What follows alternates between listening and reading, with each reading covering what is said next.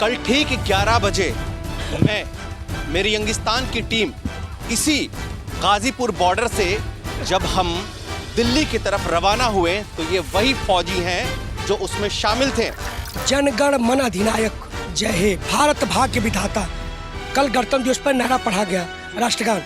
जिस तरह से अधिनायक को, इस भारत भाग्य विधाता को कुचला गया है, निश्चित रूप से कल कलंक का दिन था। दूसरी बात, जो इससे मामला हुआ कि हमारी जो टीम निकल रही थी, 3 जगह बैरिकेटिंग क्यों किया गया, सवाल उठता है। उनको हेरिटेट करना था, भीड़ को उग्र करना था, कहीं न कहीं मंशा साफ नजर आ रही थी। एक जो किसान है वो शहीद हो गया है, नई शादी हुई थी, नौजवान था और उसके घर वालों को भी नहीं पता था कि वो दिल्ली किसी आंदोलन में शामिल होने के लिए जा रहा है। दीप सिंह सिद्धू हैं जो धर्मेंद्र परिवार के बहुत ही करीबी हैं और बीजेपी से भी उनके बहुत घनिष्ठ रिश्ते हैं। मोदी जी, अमित शाह, सनी देओल, धर्मेंद्र जी, हेमा मालिनी, बॉबी देओल, अभय देओल, सबके साथ उनके फ़ोटो मीडिया में रिलीज हैं और ये भारतीय जनता पार्टी के लिए काम करता है और ऊपर तक इस बंदे की बहुत पहुंच है। प्रधानमंत्री जी, वो जो उसने झंडा फहराया है वहाँ पे जिस बंदे ने, तो सवाल उससे होने चाहिए या किसानों से होने चाहिए। प्रधानमंत्री जी जाते हैं गुरुद्वारे में तो वो भी निशान साहिब का सर पे लगाते हैं, तो इसका मतलब तो हमारे देश के प्रधानमंत्री जी भी खालिस्तानी हो गए।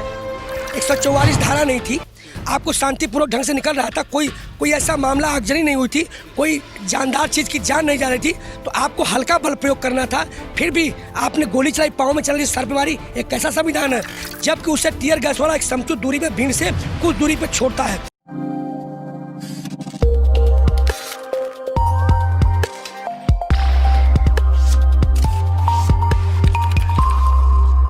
कल ठीक 11 बजे मैं मेरी यंगिस्तान की टीम इसी गाजीपुर बॉर्डर से जब हम दिल्ली की तरफ रवाना हुए तो ये वही फौजी हैं जो उसमें शामिल थे और वो चश्मदीद गवाह हैं कि आखिर घटना को कैसे अंजाम दिया गया। क्या ये सुनिश्चित था या फिर प्रायोजित था, इसके बारे में ये खुद बताएंगे इस घटना को अंजाम कैसे दिया गया। बहुत बहुत स्वागत है आप सभी का यंगिस्तान न्यूज़ में। जय हिंद, मैं मणिदेव चतुर्वेदी, रिटायर्ड बीएसएफ बनारस से। जनगण मन अधिनायक जय हे भारत भाग्य विधाता। कल गणतंत्र दिवस पर नारा पढ़ा गया राष्ट्रगान। जिस तरह से अधिनायक को, इस भारत भाग्य विधाता को कुचला गया है, निश्चित रूप से कल कलंक का दिन था, पहली चीज।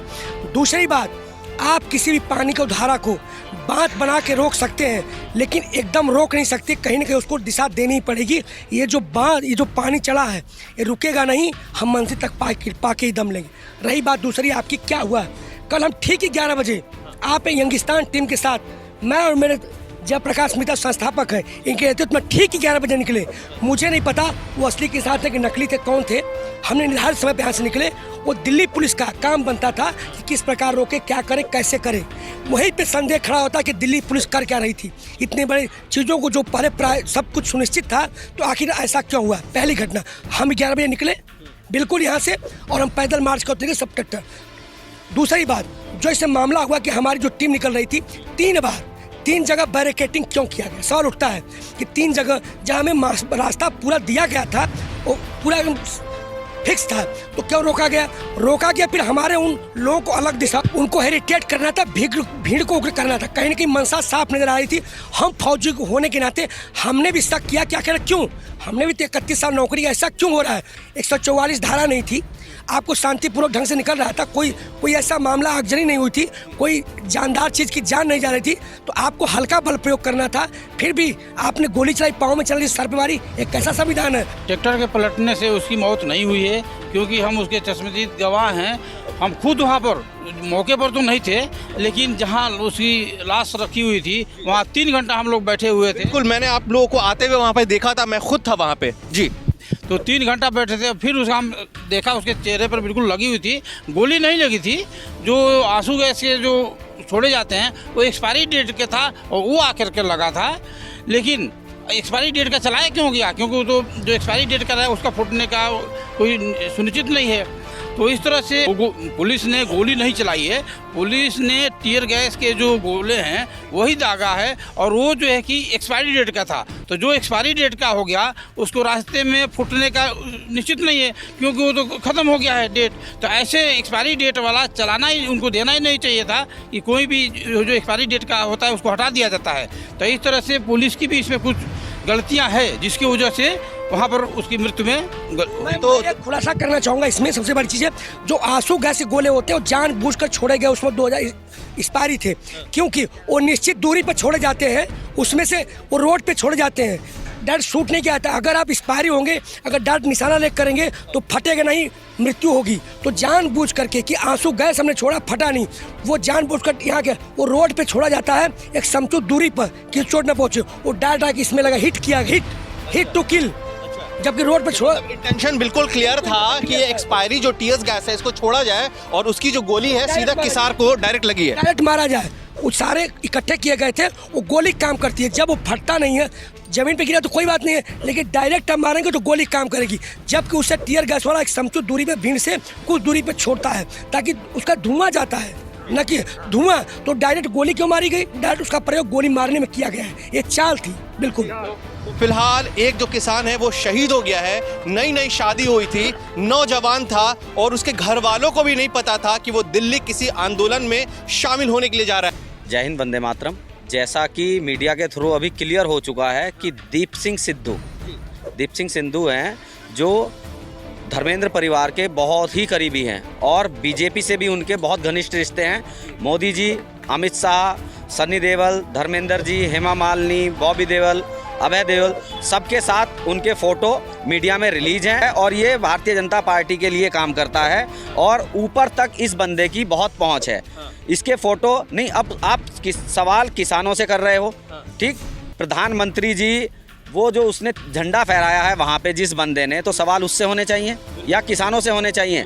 प्रधानमंत्री जी जाते हैं गुरुद्वारे में तो वो भी निशान साहिब का सर पे लगाते हैं, तो इसका मतलब तो हमारे देश के प्रधानमंत्री जी भी खालिस्तानी हो गए? नहीं, मैं एक सवाल पूछना चाहता हूँ।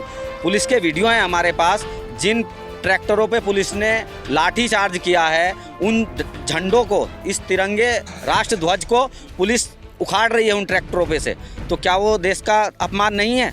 लेकिन सवाल ये भी है कि कल उसी लाश पे बैठ करके राजदीप सरदेसाई, जो आज तक का आदमी है, इंटरव्यू कैसे दे रहा था। और हमने देखा कि राजदीप सरदेसाई का जो माइक होता है उसके अंदर उसका लोगो नहीं होता आज तक का।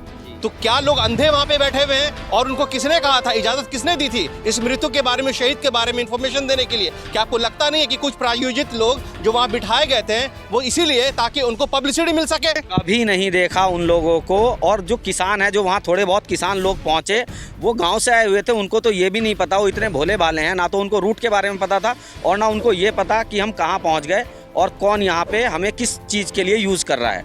वो तो सिर्फ भीड़ का हिस्सा बने हुए थे, और वो लोगो इसलिए हटाया कि अगर वो लोगो लगाते तो पता चल जाता, क्योंकि आज की डेट में कौन कौन चैनल गोदी मीडिया है ये बिल्कुल एक्सपोज हो रखा है।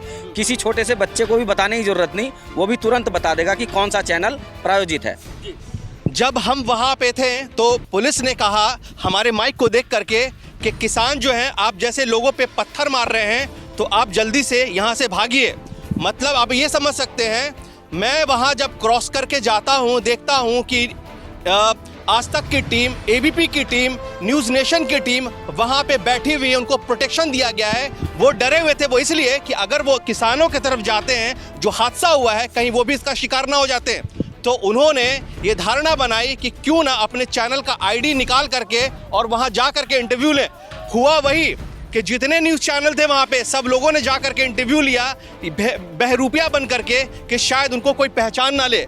किसान आंदोलन को बहुत बड़ा जन समर्थन देश से मिल रहा था, तो सरकार इसी उसमें जदोजहद में थी कि कैसे न कैसे भी आंदोलन को तोड़ा जाए, और आंदोलन को तोड़ने के लिए फूट डालने की या बदनाम करने की कोई एजेंडा चलाया जाए, जिसमें वो कामयाब रही।